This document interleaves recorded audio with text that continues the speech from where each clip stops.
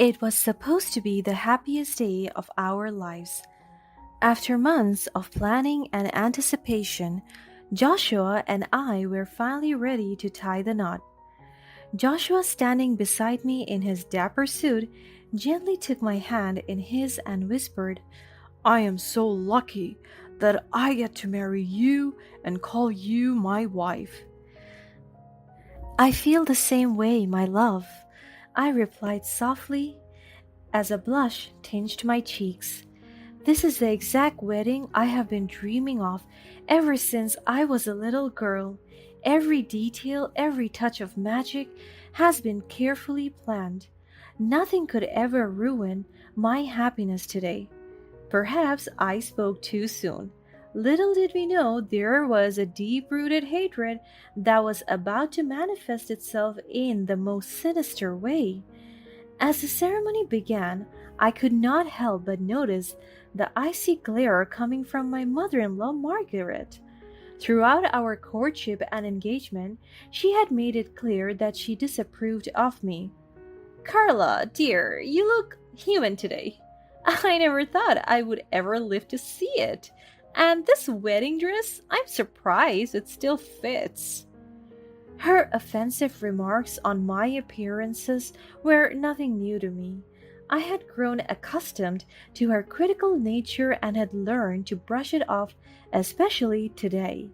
Today is my day, and no one gets to steal it from me. "Thank you for coming, Margaret.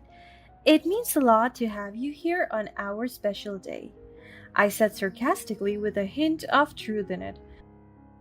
Joshua and I truly did not expect for her to come, especially after hearing about how she had flown into rage after hearing the news of our engagement that she ripped up the invitations. As the ceremony progressed, we could not help but notice Margaret's constant presence near the refreshment table, where the drinks were carefully laid out. She seemed overly eager even when the crew offered to assist her to her seat. Joshua and I exchanged glances, and I joked, "It seems like your mother is trying her hardest to get a head start on getting drunk. She really does not want to remember any of this, does she?" Joshua chuckled. "You might be on to something, my love, but let us not dwell on it today. This is our day, remember?" The ceremony continued, and we let go of our concerns, trusting that the day would definitely unfold exactly as planned. Suddenly, a faint but unmistakable sound broke the tranquility of the venue. Someone had to let out a small, unexpected fart. The room erupted into laughter, and we all brushed it off as a comic relief since it was truly cold in the venue after all. However, as the laughter subsided, a gut wrenching noise filled the air, catching everyone's attention. A guest near the back had vomited. We initially thought it would only be someone having too much to drink. However, more people vomited afterwards, and it was the moment it became apparent that it was no coincidence. Was the catering serving too many alcoholic drinks?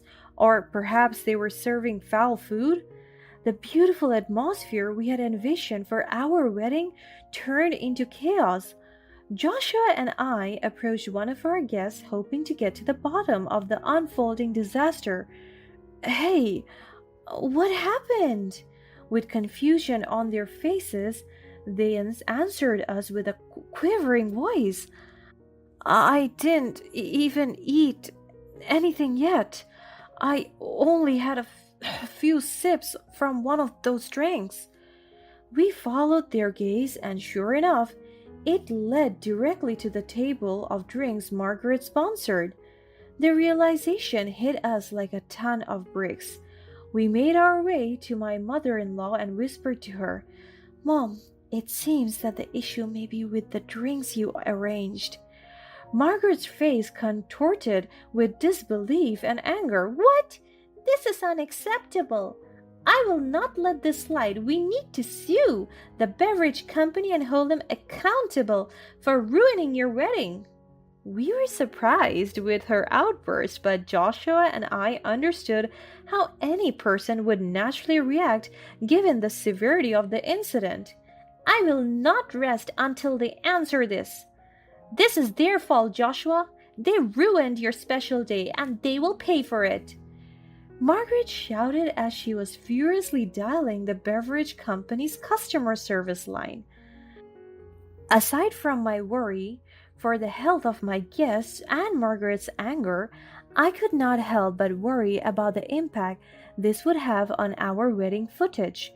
How would the cameraman work his magic to make it all still look beautiful?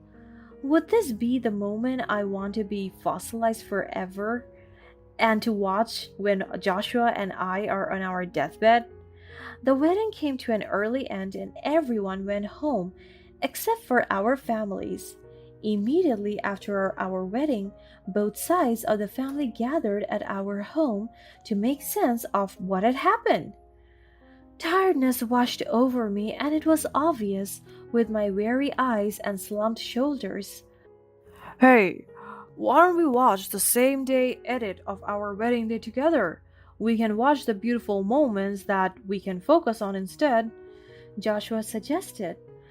He would always be observant of my emotions and he would always try to cheer me up whenever I'm feeling down. That's why I married him. Joshua took the wedding video CD and inserted it into the DVD player. As the video started playing, we were all watching it with glee as we were transported back to that magical atmosphere.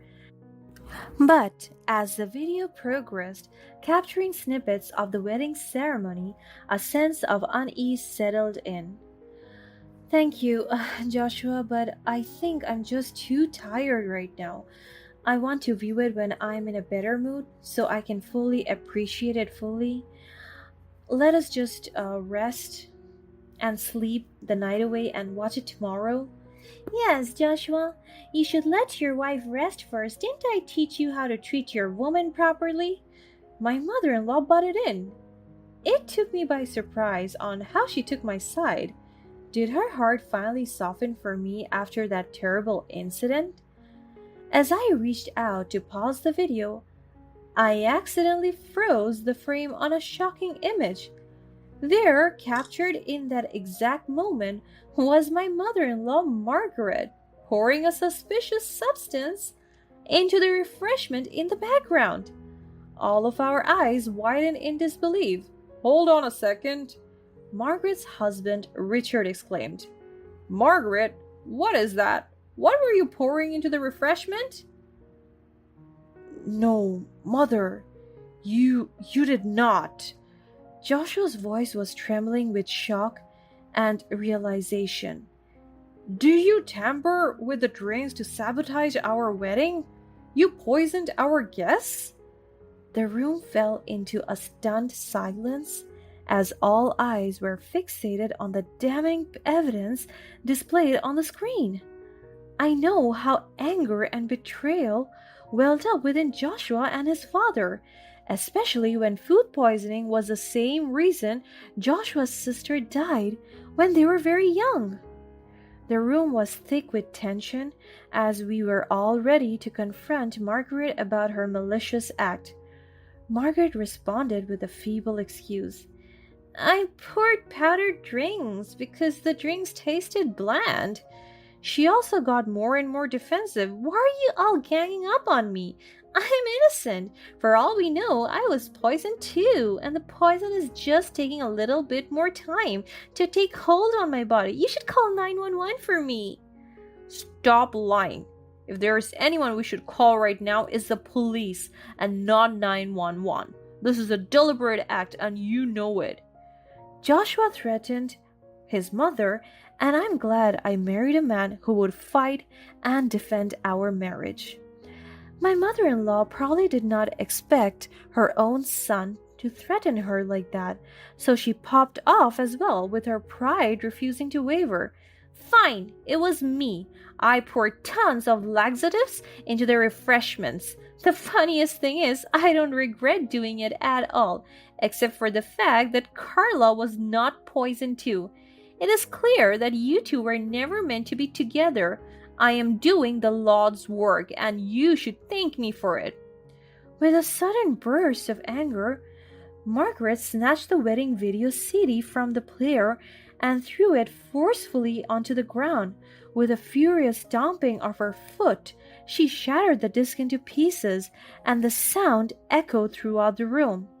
This is her desperate attempt to destroy the evidence and erase the truth and the pain she has caused.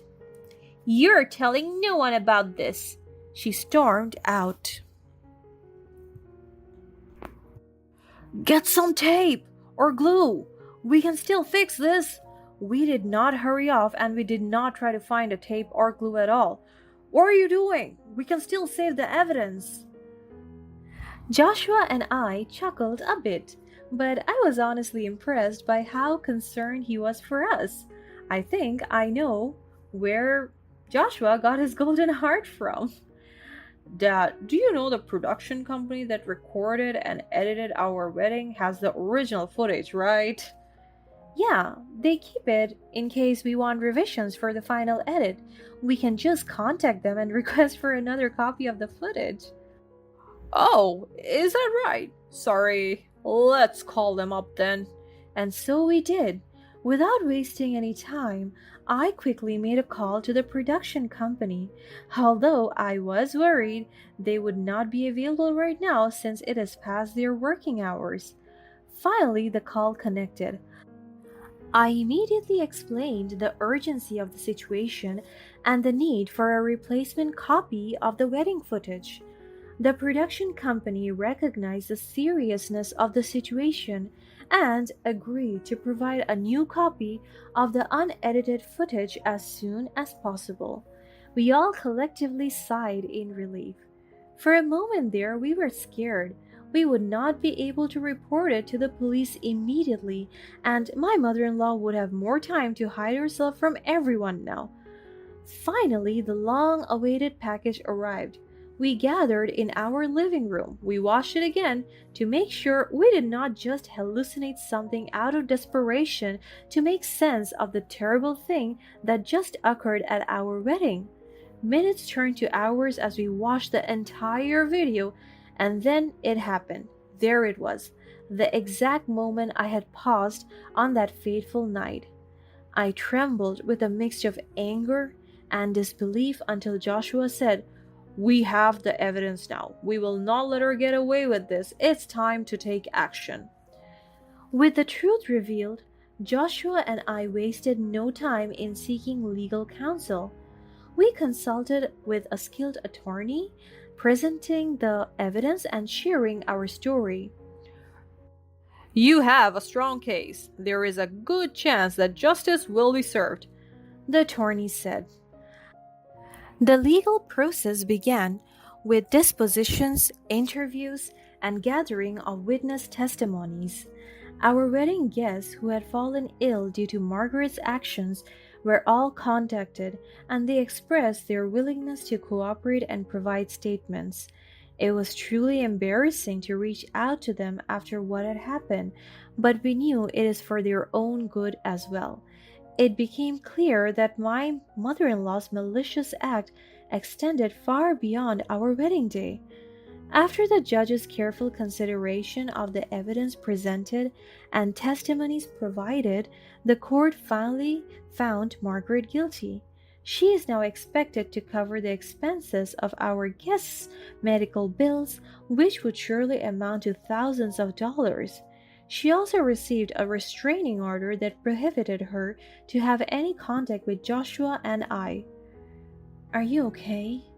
I checked up on Joshua because he has always been a mama's boy, and it must have been hurting him.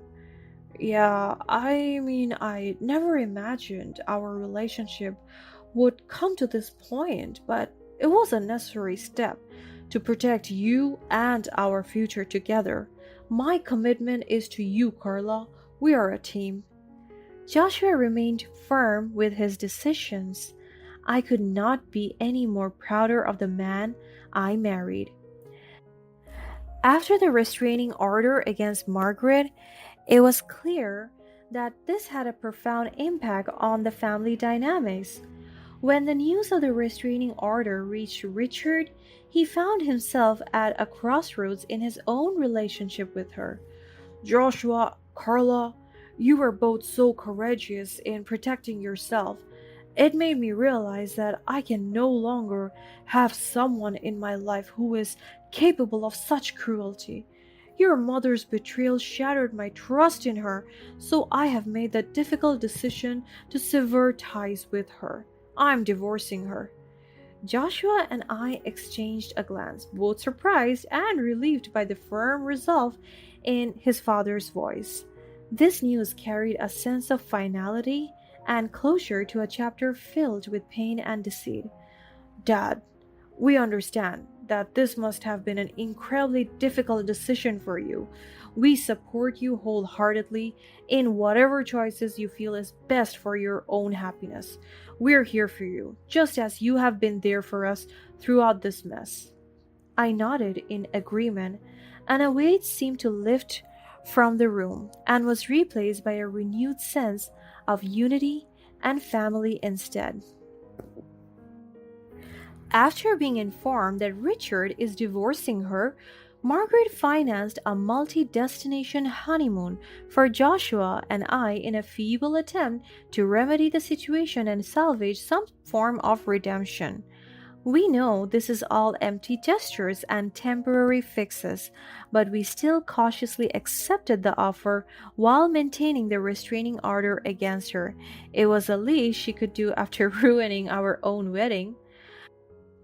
While Joshua and I embarked on our multi destination honeymoon to Hawaii, then venturing to the breathtaking landscapes of Europe and finally exploring the vibrant cities of Asia, we could not help but revel the joy and love that surrounded us. Each destination seemed to reinforce the strength of our bond and the beauty of our union.